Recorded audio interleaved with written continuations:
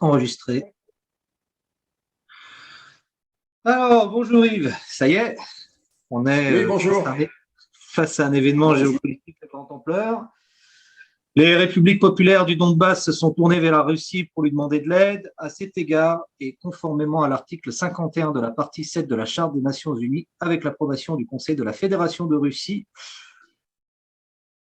Poutine dit: j'ai décidé de mener une opération militaire spéciale.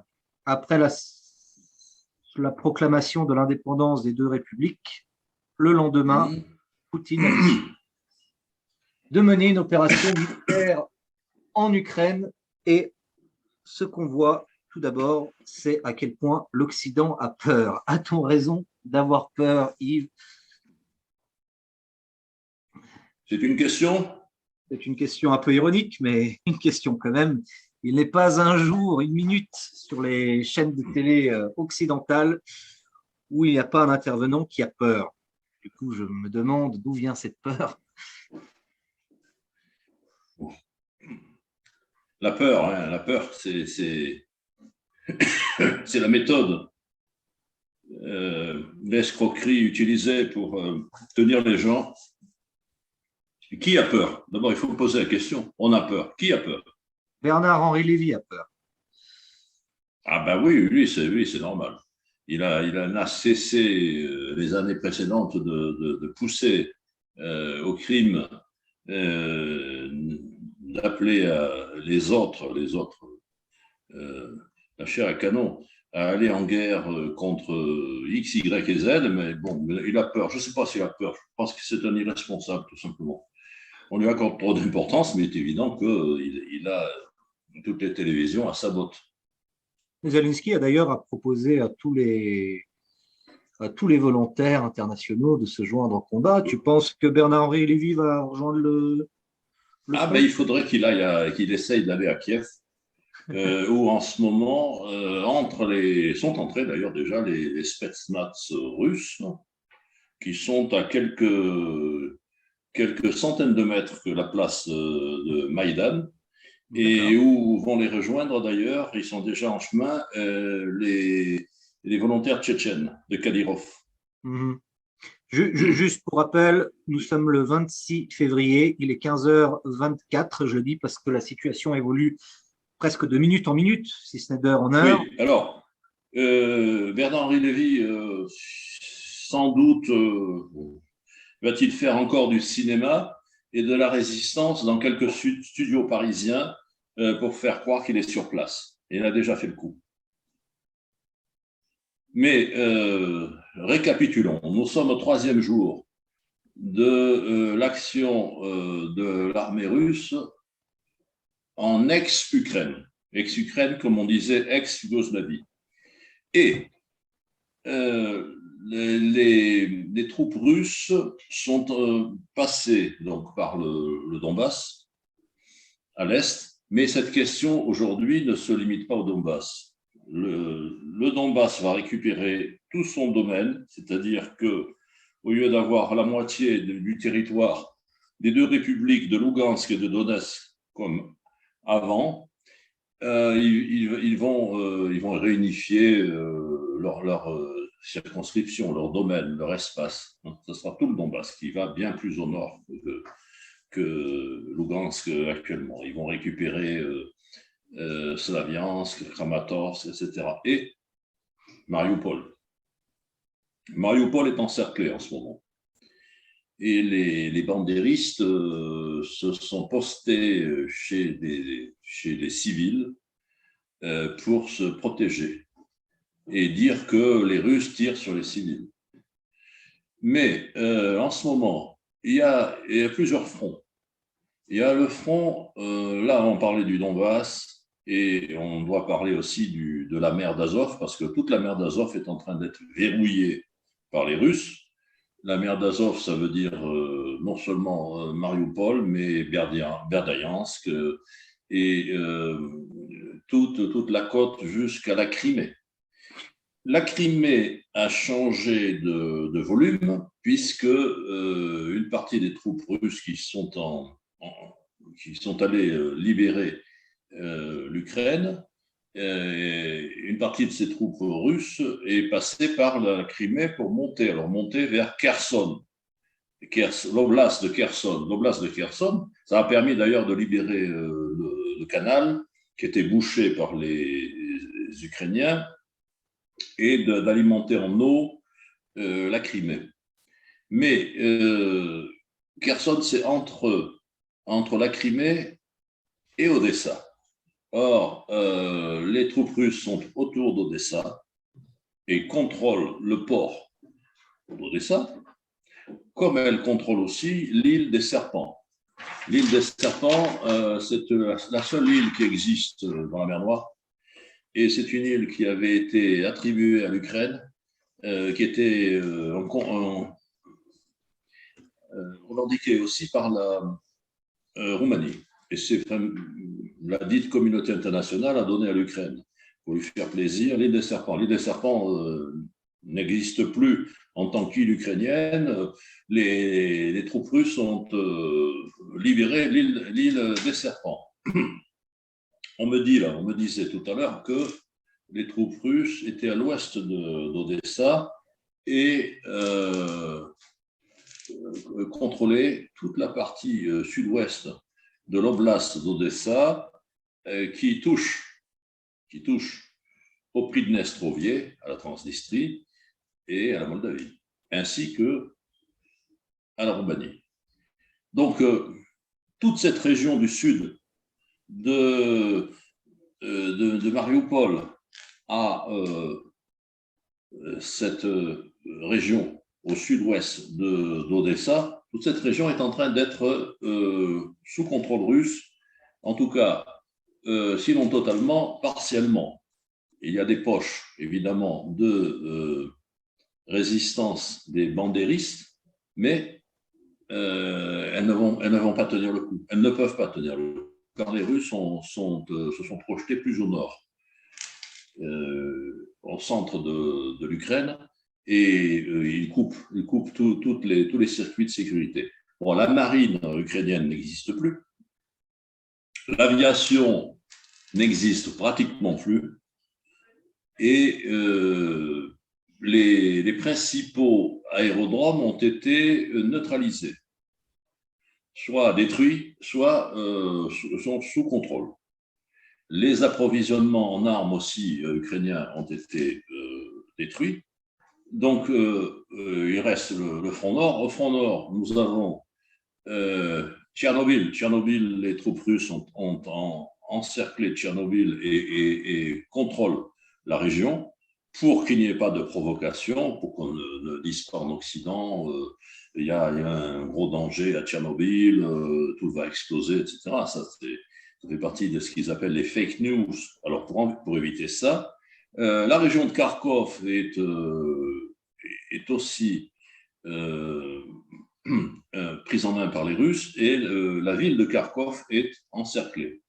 La ville de Kiev, enfin la capitale Kiev, est en train d'être libérée.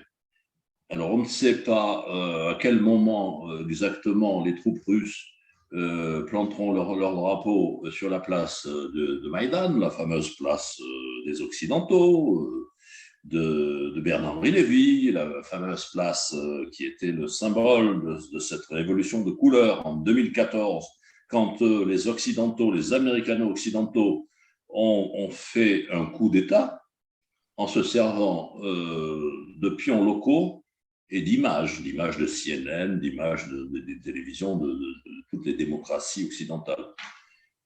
Et nous n'en sommes qu'au 13e jour. Il faut faire remarquer que les troupes russes ont été très rapides et que leur action a été décisive. Bon, l'armée ukrainienne est complètement désorganisée. Ça va des communications au stock d'armes et de munitions. Et on ne voit pas comment elle pourrait résister. C'est une question de jours. Alors, les ambassades occidentales se sont repliées dans la ville de Lvov, ils appellent ça Lviv, près de la Pologne. et les Occidentaux ne savent pas quoi faire. L'Ukraine n'est pas membre de l'OTAN, donc l'OTAN ne peut pas intervenir au nom de la solidarité entre les pays de l'OTAN. Quand un pays de l'OTAN est attaqué, les autres doivent intervenir aux côtés des Américains. Là, c'est pas possible. Voilà, on en est là. Le potentat de Ankara avait dit dans un premier temps que peut-être il fermerait le Bosphore et les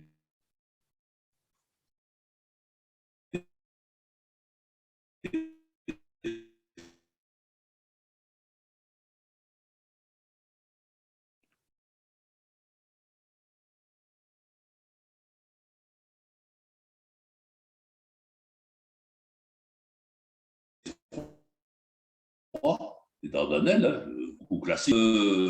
Alors, je te prie de m'excuser, oui. On a eu un petit problème technique, on a une petite coupure au niveau du potentat ottoman et du Bosphore. Alors, oui, il y a eu une coupure. Bon, le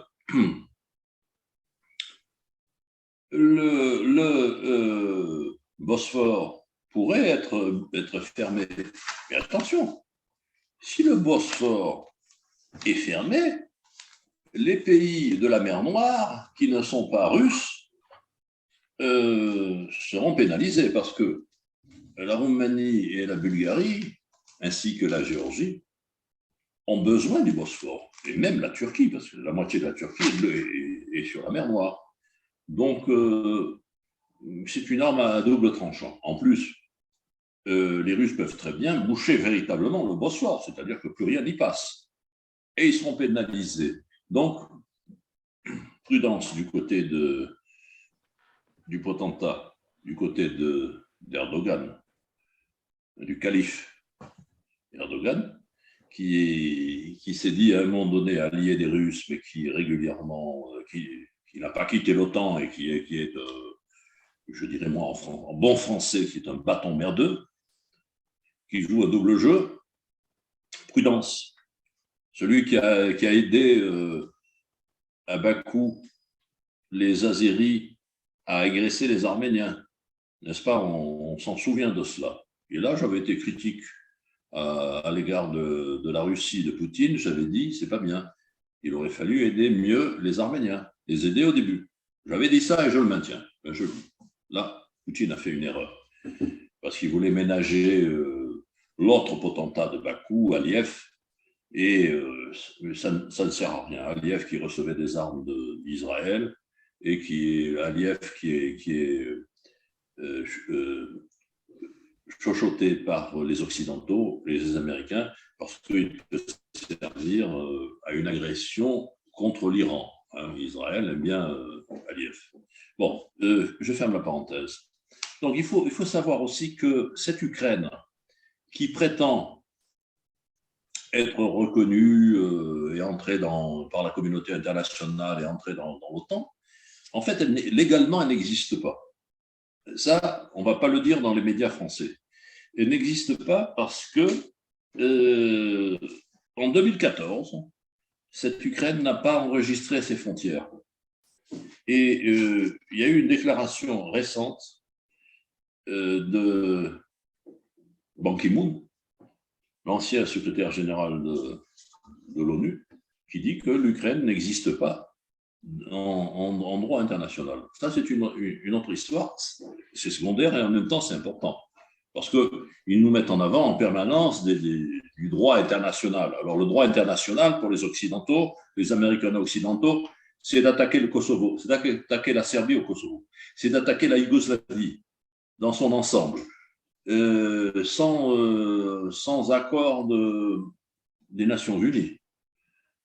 Une agression de 19 pays contre la Serbie, il y avait 19 pays moins la Grèce, parce que la Grèce n'avait pas participé aux opérations militaires. La Grèce est favorable à la Serbie. Donc, en Serbie, en ce moment, on se félicite de l'action de la Russie. Et on est favorable à la Russie. Le gouvernement serbe, ça c'est autre chose. Vučić et sa bande sont des malfaiteurs qui essaient de s'accrocher au pouvoir parce qu'ils font semblant de soutenir la Russie, enfin ils se disent neutres, parce qu'ils savent que si la Serbie se mettait contre la Russie, leur jour serait compté, leur jour politique serait compté. Il faut dire ça aussi. Mais le peuple serbe est du côté de la Russie et des Russes. Une question? Oui, même plusieurs questions. Ça appelle à tellement de questions qu'on ne sait presque pas par où commencer. Alors, ce qui est évident dans cette guerre, c'est la supériorité militaire de la Russie. En 40 minutes, je crois, ils ont détruit toute la flotte Oui. ukrainienne. Oui. Ils ont avancé à une vitesse à laquelle on ne les attendait pas. Alors déjà, d'une part, qu'est-ce que ça témoigne sur l'état de l'armée russe? Et je pense qu'ils ont utilisé des moyens très conventionnels. Il ne me semble pas, à ma connaissance, que les missiles hypersoniques ou les armes qu'ils ont développées et mis en service depuis 2018 aient été employées. Qu'est-ce que ça témoigne déjà sur l'état de l'armée russe? Et deuxième question, quel coup ça porte à l'avancée du nouvel ordre mondial, de l'expansion de l'OTAN, et quel coup ça va avoir sur la psychologie des dirigeants occidentaux, parce que ce qu'on peut constater en France, c'est qu'ils sont psychologiquement effondrés. Ils sont psychologiquement effondrés. On dirait presque des gens drogués à des éléments de communication qui se prennent l'éternel retour du réel et du concret. Et l'Amérique, l'anglosphère, c'est l'Angleterre, enfin la Grande-Bretagne, les États-Unis, l'Australie, dont on parlait récemment, avec Novak Djokovic, la Nouvelle-Zélande, le Canada de Trudeau. L'anglosphère est en difficulté. Et pour parler des armes, les Russes ont une avance sur la technologie occidentale et en particulier américaine. Ça, c'est étonnant pour les gens. Mais je me souviens que le général Gallois disait il y a quelques années que la Russie ne se relèverait pas de longtemps. Et la Russie ne se relèverait pas de longtemps sur le plan militaire et sur le plan des armes. Mais les Russes sont des nouveaux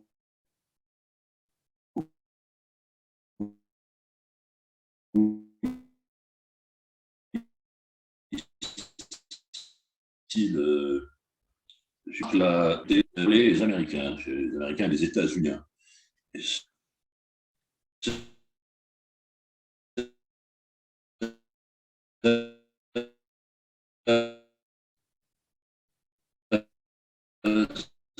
Ça ne durera pas, mais le monde qui est absolument indispensable à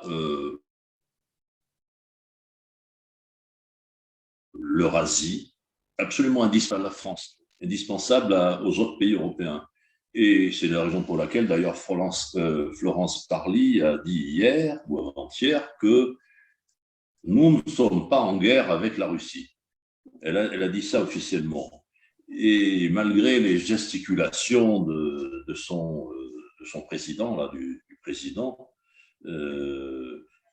des startups, hein, celui qui pendant 2 ans nous a emmerdés, pour employer son vocabulaire, nous a emmerdés avec les histoires du virus, dont on sait maintenant que c'était une gigantesque arnaque. Et c'est la raison pour laquelle ils commencent à dire qu'ils vont supprimer ou qu'ils suppriment un certain nombre de mesures. C'était fait pour museler le peuple, pour contrôler la population. Et ça, nous l'avions dit. Nous l'avions dit dès le départ.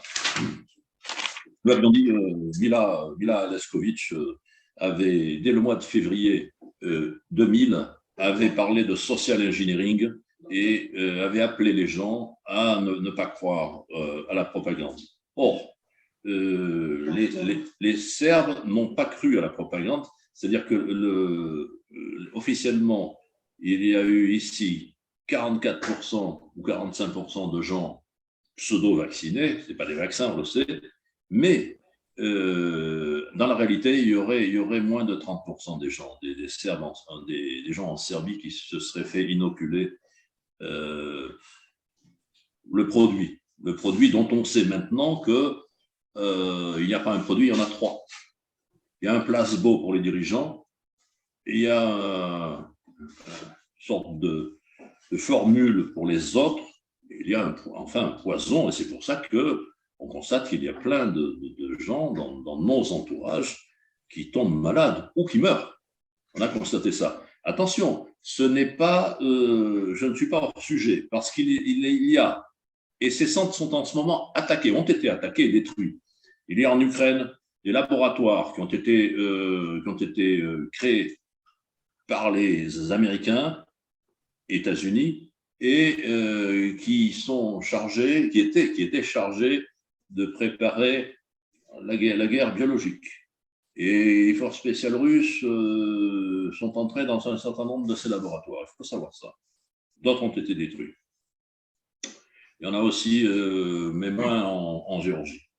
Donc, cette guerre qui est menée n'est pas une guerre impérialiste russe pour prendre un bout de territoire. C'est une guerre de l'Europe réelle, de la grande Europe, de l'Eurasie.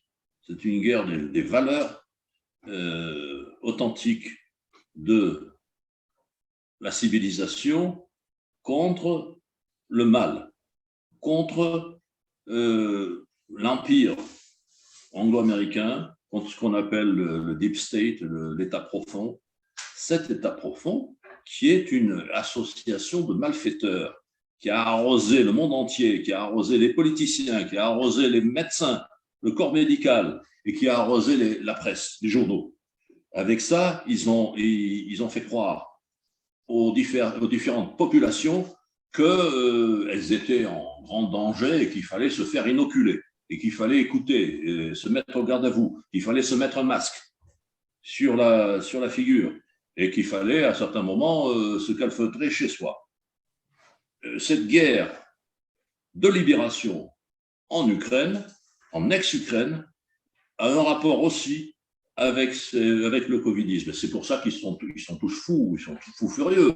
Et c'est pour ça aussi que sur les plateaux de télévision, les médecins de plateau, comme on dit, sont devenus des géopoliticiens.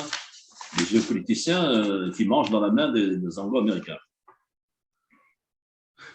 D'accord. Quels sont les objectifs poursuivis par Poutine et les Russes à moyen terme et à le plus long terme? Et quelles conséquences cette intervention va avoir?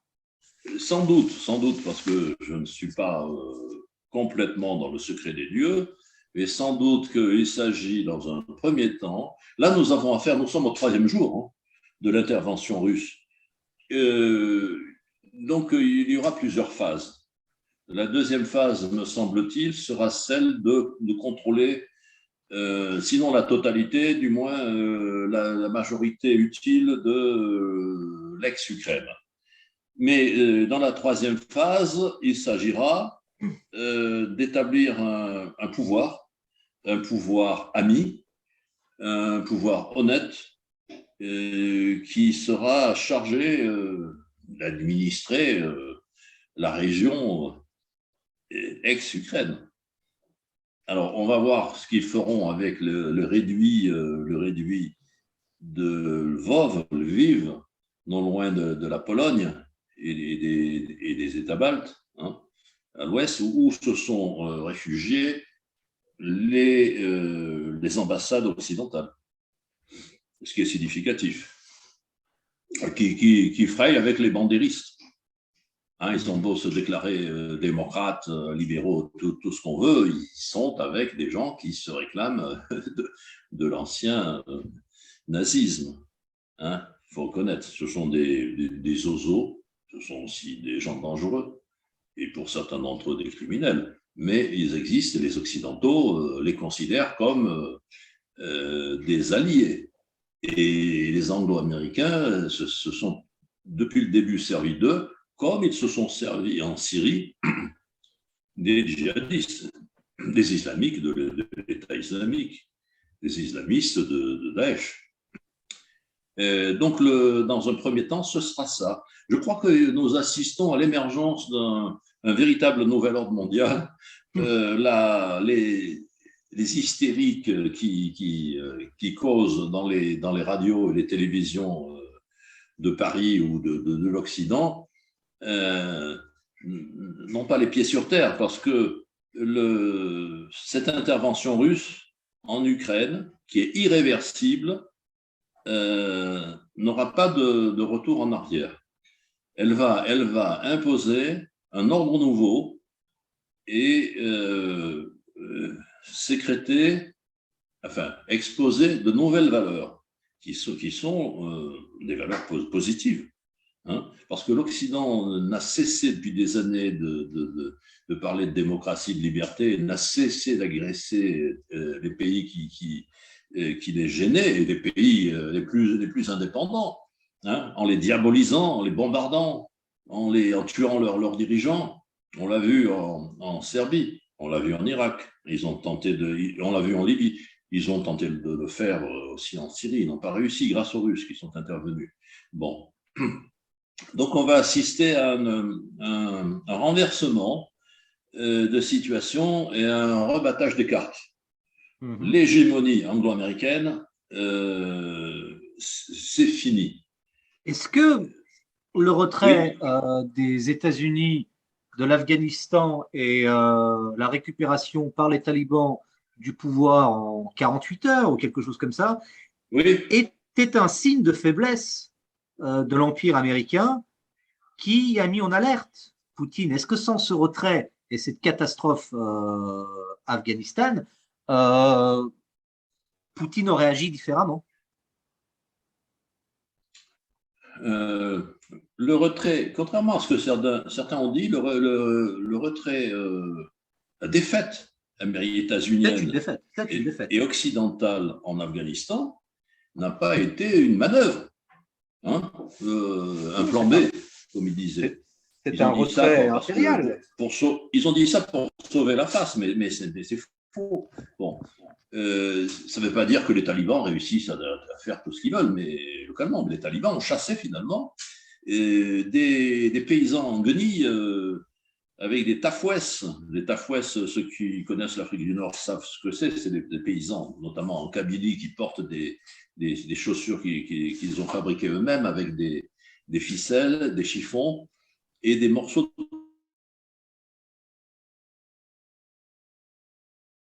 de pneus, des tafouesses. Alors, on est la première puissance mondiale qui a des armes terrifiantes qui menacent les pays du monde entier. Voilà, ça, c'est ça la symbolique. Et oui, c'est-à-dire que la direction russe a quand même en main des données que le commun n'a pas. Ils connaissent la faiblesse de la direction états-unienne. On voit très bien, enfin, n'importe qui peut constater que le dénommé Biden il fait penser à Yeltsin en Russie à l'époque, quand la Russie était pillée par les oligarques et quand la Russie était faible et n'avait pas les armes modernes nécessaires pour contrebalancer l'Empire américano-occidental. Alors, l'Empire en a profité. Hein. Il a commencé à étendre vers l'Est. Et ça a été aussi la fonction de la guerre yougoslave. La guerre yougoslave n'a pas été déclenchée pour aller aider les pauvres Croates ou les pauvres Albanais qui étaient menacés d'extermination. Non. Ça, c'était le discours des gazettes occidentales. La guerre yougoslave a été menée pour étendre l'OTAN vers l'Est. Et c'est durant la guerre yougoslave que les pays autour de la Yougoslavie ont été cooptés dans l'OTAN, hein, de la Pologne à la Bulgarie. Et puis après, il y a eu aussi l'accession à l'OTAN du Monténégro, de la Macédoine, etc. Et il y a eu aussi l'interdiction du gaz russe qui gênait beaucoup les Américains parce que l'Europe aurait été à la fois indépendante et dépendante du gaz russe, et ça, les Américains ne le voulaient pas. Donc, ils ont saboté le projet de gazoduc qui passait par la Bulgarie. La Bulgarie en ce moment est un pion de l'OTAN. Hein. Et donc, ça devait passer par la Serbie, ensuite, ça devait aller vers les autres pays à l'ouest, la République Srpska, etc. Et ça a été saboté. L'une des raisons aussi de l'intervention russe en ex-Ukraine, ce sont les gazoducs allemands, russo-allemands, de la Baltique. Ils ont tout fait pour saboter ces gazoducs, mais ils se heurtent à un problème. L'industrie allemande a besoin du gaz russe. Et le gaz américain qu'il propose est lointain et cher. Donc, là-dessus, il y aurait quelque chose qui ne marchera pas. En ce moment, objectivement, du côté de l'Allemagne et de la France, il y a un problème. Il y a un discours qui est mené par des irresponsables, et puis il y a la conscience de gens plus réalistes qui sont aux affaires ou qui n'y sont pas, qui considèrent qu'il faut cesser cette dépendance vis-à-vis de l'anglosphère, vis-à-vis des anglo-américains. Voilà. D'accord. Petite question plus spécifique. Poutine, avant l'intervention en Ukraine, dans le cadre de ses négociations avec l'OTAN, voulait le retour à des frontières de 1997, pas des frontières, mais de l'expansion de l'OTAN en son état en 1997.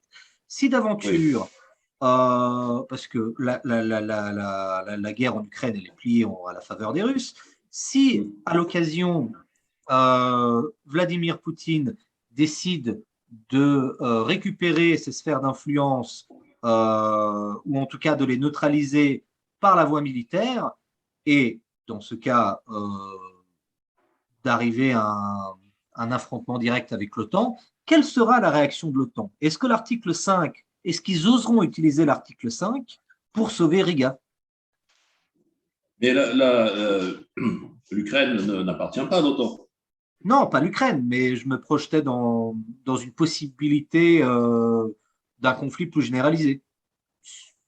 C'est pas nécessairement dans les plans de Vladimir Poutine. Un conflit généralisé ne pourrait être que provoqué par l'OTAN, parce que la Russie ne provoque pas l'OTAN.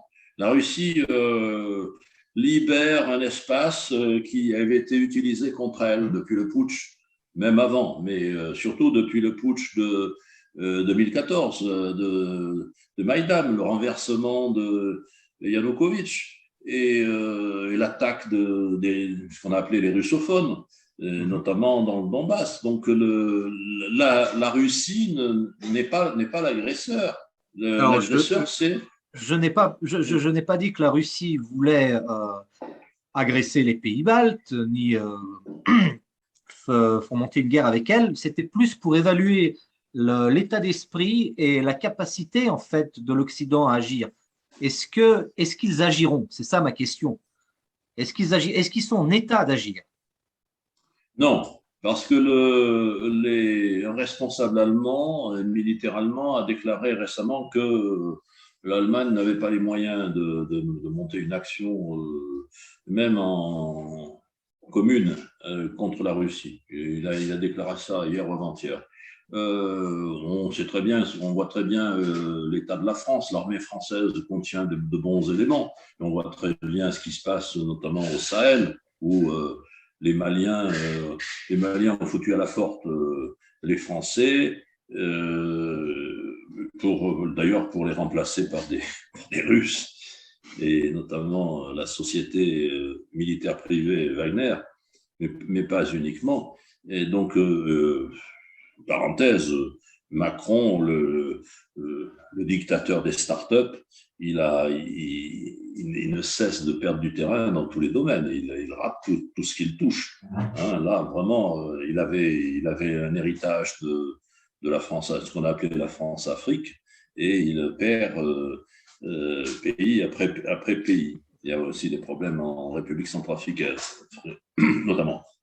C'est vrai que son bilan est catastrophique. L'Occident n'a pas les moyens. L'Occident, ce qu'on appelle l'Occident, hein, parce que moi, en tant que Français, je ne me considère pas comme occidental. La France, ce n'est pas Occident. Et d'autant plus que l'Occident actuel, ce n'est pas l'Occident qu'on a connu au Moyen-Âge. Ce sont les casinos de Las Vegas, les bordels de Tokyo et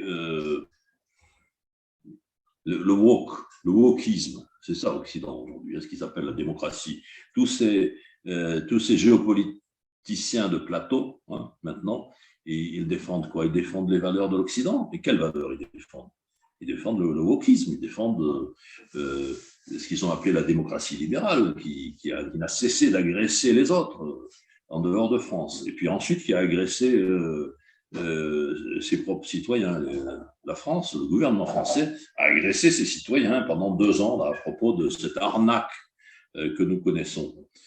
Et il n'y a pas les moyens. Quelle armée va affronter l'armée russe? Est-ce qu'on peut me citer quelle armée? L'armée belge, l'armée italienne, l'armée espagnole. Il y a de bons éléments, ils ont même de bons matériels, mais ils ne peuvent pas. L'Occident, c'est une addition d'impuissance. Et c'est aussi une addition de mensonges. Et vous allez trouver des combattants, des gens qui vont servir, accepter de mettre en danger leur vie, de mourir pour cet Occident. Non. Les Russes savent pourquoi ils se battent. L'armée russe est motivée. Et c'est le sens de tous ces défilés qu'il y a sur la place rouge, régulièrement.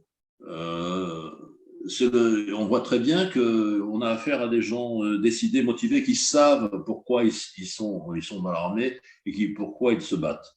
C'est la grosse différence. En ce moment, dans l'ex-Ukraine, vous avez des tas de soldats ukrainiens, de l'armée ukrainienne en déroute, qui jettent leurs armes ou qui se rallient. L'Occident n'a pas les moyens ils ont les moyens de prendre des mesures, des sanctions, comme ils disent. Les Américains sont les rois des sanctions. Ils font ça pour supprimer la concurrence. Mais les Russes sont en train de préparer un système de paiement avec les Chinois qui remplacera Swift. Et ils sont en train de préparer ils ont déjà préparé un certain nombre de choses qui font que l'Occident, il ne lui restera plus que la parole, le blabla. Et justement, je fais la transition à ma dernière question qui était sur les fameuses sanctions, puisqu'on voit qu'à l'impuissance, on surinvestit dans le symbole, et la seule manière, la seule marge de manœuvre, c'est les sanctions. Donc, on va imposer différentes sanctions. On veut isoler économiquement la Russie. On veut l'isoler financièrement. D'ailleurs, on voit que pour la question du SWIFT, je crois qu'il y a les Italiens, ils n'en veulent pas. Les Allemands, ils n'en veulent pas. Même les Lettons. Mais non, mais parce qu'ils y perdent. Ils y perdent. Mais autre chose, par exemple, cette histoire ridicule de vol aérien interdit.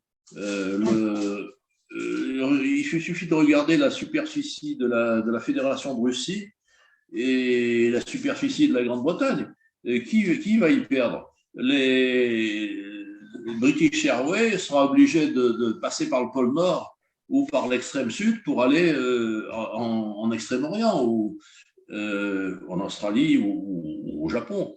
La Bulgarie aussi a interdit le survol de son territoire, mais les Russes s'en foutent du territoire bulgare. Et il y a aussi la Tchéquie. Alors, la Tchéquie, on sait que c'est une colonie germano-américaine, hein, et qui ne représente rien. Donc, et puis c'est à double tranchant. Ils veulent interdire Russia Today en France. Donc RT. Que j'ai trouvé d'une neutralité exemplaire dans le traitement de l'information, beaucoup plus. Oui, mais même j'ai été très critique à leur égard parce que j'estime qu'ils sont dans des tas de cas, ils ont mimé, ils ont mimé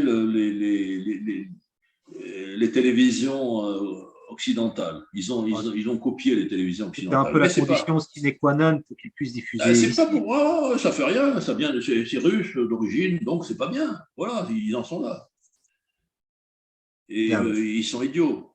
Et beaucoup de gens regardent ces télévisions et regardent aussi, enfin, consultent aussi Sputnik. Mais Très ils vont bien. prendre des mesures qui se retourneront contre eux parce que les mesures qu'ils ont prises avant sur les importations et les exportations, ils en ont subi les conséquences. Un exemple, Renault a des intérêts en Russie.